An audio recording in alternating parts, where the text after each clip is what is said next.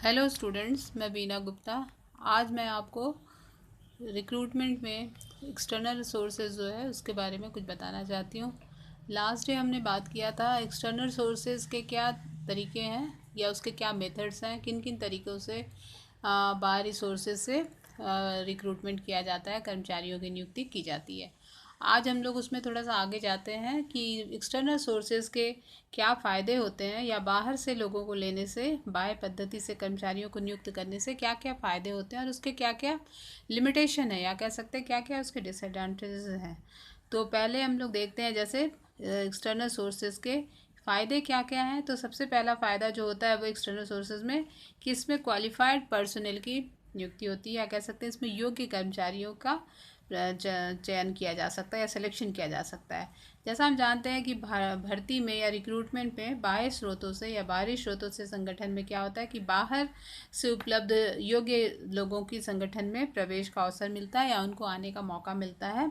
इससे क्या होता है कि संगठन में आवेदक और संगठन और आवेदक यानी एम्प्लॉयर और एम्प्लॉय दोनों को इसमें फ़ायदा मिलता है।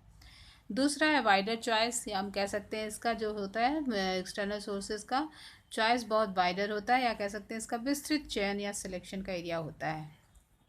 जैसा हम लोग जानते हैं रिक्रूटमेंट में जो एक्सटर्नल सोर्सेज का जो उपयोग करने से क्या होता है कि आवेदकों की जो संख्या होती है या एप्लीकेंट की जो संख्या होती है वो काफ़ी बढ़ जाते हैं, जिसके कारण क्या होता है कि सिलेक्शन का जो क्षेत्र होता है या जो एरिया होता है वो काफ़ी विस्तृत हो जाता है या हम कह सकते हैं बहुत वाइडर एरिया हो जाता है, जिससे जो प्रबंधक होते हैं या मैनेजर जो होते हैं वो सभी आवेदकों की योग्यता के अनुसार या उनके क्वालिफिकेशन के अनुसार, उनके टैलेंट के अनुसार जांच करके अच्छे से अच्छे व्यक्तियों को नियुक्त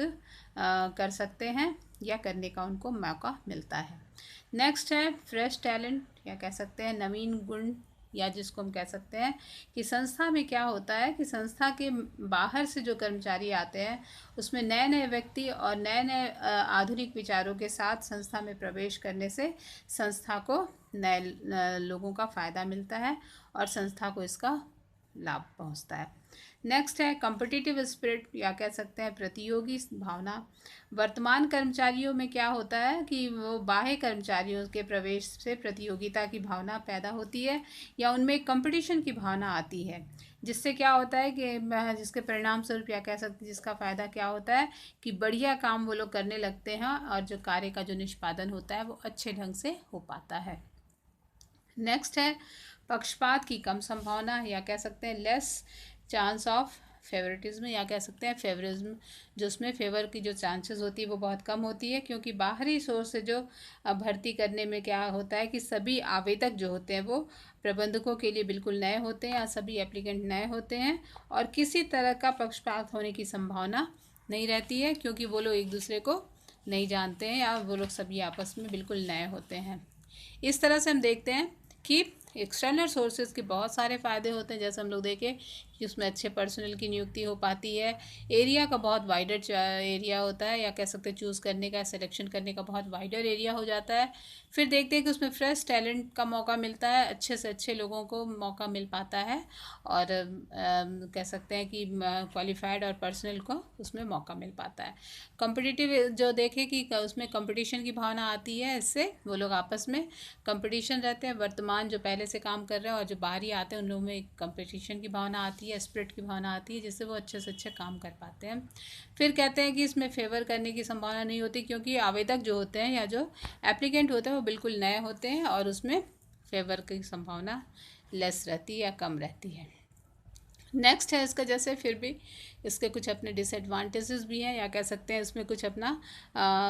लिमिटेशन भी है जिसको वो देखा जाता है। सबसे पहला है जो है डिससेटिस्फैक्शन एमंग एग्जिस्टिंग स्टाफ, या कह सकते हैं बाह्य भर्ती प्रणाली में क्या होता है कि अपनाने से जो क्या होता है कि वर्तमान कर्मचारियों को पदोन्नति का अवसर समाप्त हो जाता है, क्योंकि बाहर से लोगों को लेते हैं, जिससे क्या होता है कि जो रहने वाले कर्मचारी हैं उनका प्रमोशन का मौका ख़त्म हो जाता है और प्रमोशन की उम्मीद न रहने के कारण वो लोग क्या करते हैं, कर्मचारियों का जो मनोबल होता है या उनका जो मोराल होता है उसमें कमी आती है और वो पूरी निष्ठा और लगन से काम नहीं करते हैं। ये इसका एक ड्रॉबैक्स है, आप कह सकते हैं इसकी एक कमी है। दूसरा है लेंथी प्रोसेस या लंबी प्रक्रिया। जैसा हम लोग जानते हैं एक्सटर्नल सोर्सेज की में रिक्रूटमेंट से पदों में क्या होता है या फिर वैकेंट पोस्ट को भरने के लिए क्या होता है, सबसे पहले एडवर्टीज़मेंट की ज़रूरत होती है, फिर कह सकते हैं आवेदन पत्रों का इंतज़ार किया जाता है, जो एम्प्लॉय होते हैं वो जो एप्लीकेंट होते हैं वो अप्लाई करेंगे, फिर उसमें सिलेक्शन होगा। इन सब में काफ़ी समय लग जाता है। अतः हम ये कह सकते हैं कि लंबी प्रक्रिया होने के कारण इसे उपयोगी नहीं माना जा सकता। फिर है कॉस्टली प्रोसेस, महंगी प्रक्रिया भी होती है, क्योंकि एक्सटर्नल सोर्सेज में एडवर्टीज़मेंट देने से लंबी प्रक्रिया का चयन करने से क्या होता है, सिलेक्शन करने से इसके बाद क्या होता है, उनके प्रशिक्षण देने की आवश्यकता होती है। इससे अनेक खर्चे बढ़ जाते हैं और इस प्रकार ये प्रक्रिया जो होती है वो काफ़ी महंगी प्रक्रिया बन जाती है।